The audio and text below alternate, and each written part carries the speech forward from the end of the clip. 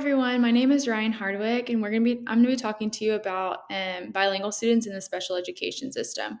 So, when a student is referred to special education, they must have a learning physical or mental impairment that has an adverse reaction or an adverse effect on their educational ability.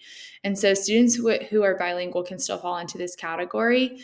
Um, the big thing, however, is that it's really important that students' second language acquisition does not play a role in the referral process.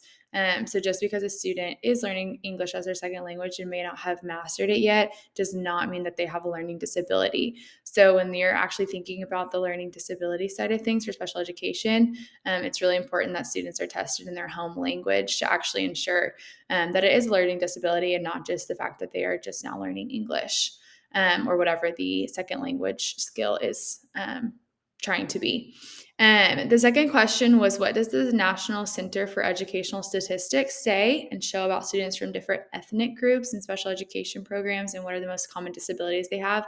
So there is a large overrepresentation of different ethnic groups, especially students who don't speak English as their first language, and they're overrepresented in special education. And the reason for this is, again, that the fact that they're learning English as their second language has not been taken into consideration, and it's actually been at the forefront of why teachers think they may have like a learning disability.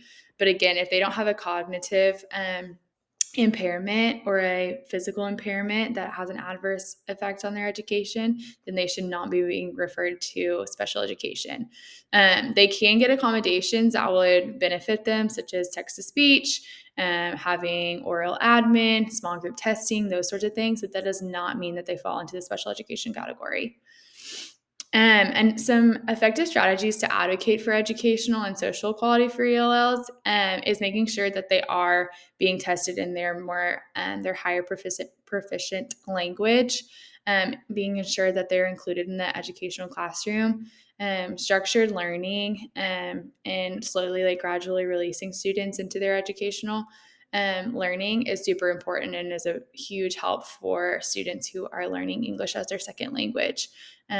Helping them with their content understanding, even things such as pictures, having translations for them. All of those things can be a huge help in ensuring that our English language learners are involved in the classroom and have an equitable education as well. Thanks so much for listening.